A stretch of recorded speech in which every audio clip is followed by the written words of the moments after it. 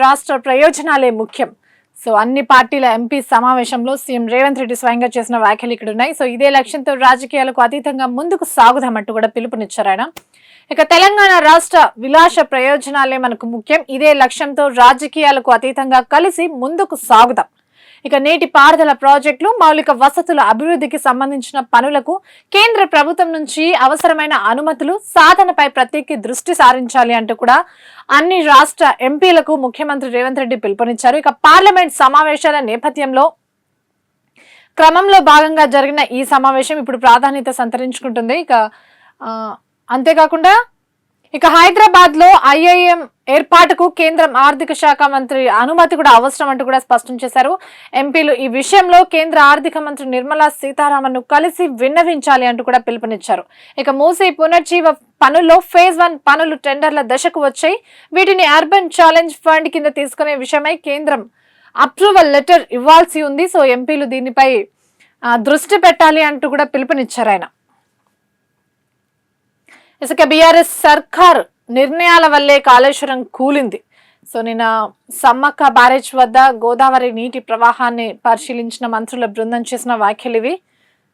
So Kaleshwaram నిర్మాణంలో engineering నిపుణుల పక్కకు పెట్టి సొంత తెలివితేటలను వాడటం వల్లే 3 ఏళ్లకే బ్యారేజ్లు ఇలా మరమ్మతులు పాలవుతున్నాయంటూ కూడా కామెంట్ చేశారు. ప్రజల సొమ్మును లూటీ చేసి నీటి పారుదల ప్రాజెక్ట్ ని వృధా చేశారు అంటూ కూడా బీఆర్ఎస్ సర్కారుపై డిప్యూటీ సీఎం బట్టి విక్రమార్క తీవ్ర స్థాయిలో కూడా మండిపడ్డారు.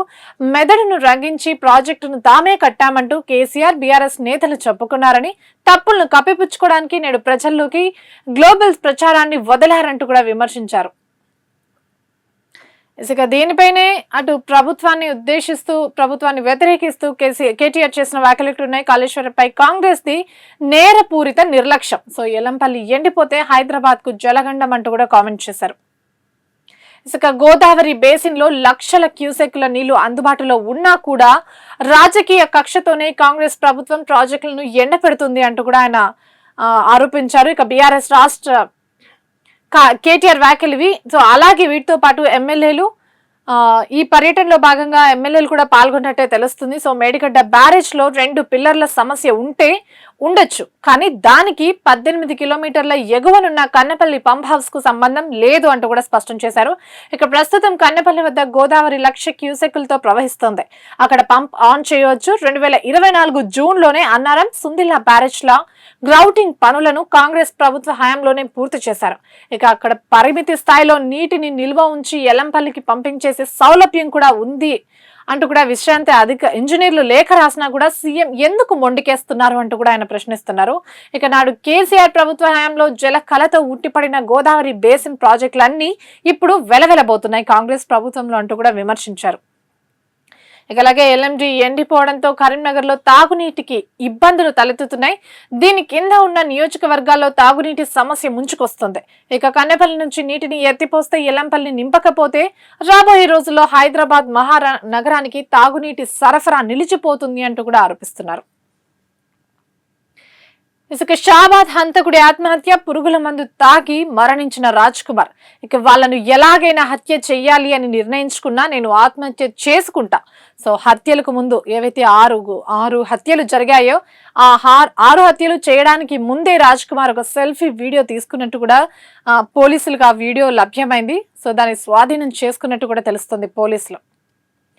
సింగరేణికి బీఆర్ఎస్ కాంగ్రెస్ శాపంగా మారాయి అంటూ కూడా కిషన్ రెడ్డి చేసిన వ్యాఖ్యలు ఇక్కడ ఉన్నాయి. బీఆర్ఎస్ కాంగ్రెస్ లకు సింగరేణి బంగారు బాతుగా మారింది అంటూ కూడా ఆయన ఆరోపించారు. గతంలో సింగరేణి నిధులను హరీష్ రావు సిద్దిపేటకు తీసుకెళ్తే నేడు సీఎం రేవంత్ రెడ్డి కొడంగల్ కి తరలిస్తున్నారు అంటూ కూడా విమర్శించారు. ఆ 2 పార్టీలు సమస్త పాలిట శాపంగా మారాయని, బొగ్గు బ్లాకుల కోసం సింగరేణి ఎదురు చూసే పరిస్థితి రావడానికి బీఆర్ఎస్ఏ కారణం అంటూ కూడా పేర్కొన్నారు. దేశంలోని వివిధ కంపెనీలు అలాగే వేలంలో పాల్గొని బొగ్గు బ్లాకులు తెచ్చుకుంటుంటే సింగరేణి వేలంలో పాల్గొనకుండా ఆనాటి ముఖ్యమంత్రి కేసీఆర్ అడ్డుకున్నారు అంటూ కూడా ఆరోపించారు. కేసీఆర్ అడ్డుకున్నారని కూడా విమర్శించారు. సింగరేణి భరోసా యాత్రలో భాగంగా ఆయన చేసిన వ్యాఖ్యలు ఇవి. భూ అక్రమదారులకు అధికారులు అండదండల. సో న్యాయస్థానాలు కళ్ళు మూసుకుని ప్రేక్షక పాత్ర పోషించవు అంటూ కూడా రాష్ట్ర హైకోర్టు అయితే తీవ్ర స్థాయిలో మండిపడింది. రంగారెడ్డి జిల్లా అబ్దుల్లాపూర్ మెట్ మండలం ఇంజాపూర్లో సర్వే నెంబర్ 126లోని 74 ఎకరాల ప్రభుత్వ భూముల ఆక్రమణలకు అధికారులు అండగా ఉన్నారంటూ హైకోర్టు తీవ్ర ఆందోళన వ్యక్తం చేసింది. ఇక అలాగే ప్రభుత్వ ఆస్తులను రక్షించాల్సిన వారే అక్రమార్కులకు అండగా ఉంటారా అంటూ కూడా తీవ్ర స్థాయిలో విరుచుకుపడినట్టే తెలుస్తుంది. చట్టపరమైన పాలన అమలయ్యేలా అధికారం 2026 కింద విచక్షణ అధికారాన్ని ఉపయోగిస్తాము అంటూ కూడా స్పష్టం చేసింది. ఇక ఇంజాపూర్ లో భూముల అక్రమాలపై సిబిసిఐడితో దర్యాప్తు చేయించాలి అంటూ కూడా డీజీపీని ఆదేశించింది హైకోర్టు. ఇక 3 నెలల్లో సమగ్ర నివేదిక సమర్పించాల్సి ఉంది. ప్రభుత్వ భూముల పరిరక్షణలో విఫలమై అక్రమదారులకు సహకరించిన అప్పటి తహసీల్దార్ అలాగే గ్రామ పాలనాధికారులపై కూడా తగిన చర్యలు తీసుకుని నివేదిక సమర్పించాలి అంటూ రెవెన్యూ శాఖ ముఖ్య కార్యదర్శిని సైతం ఆదేశాలు జారీ చేసింది.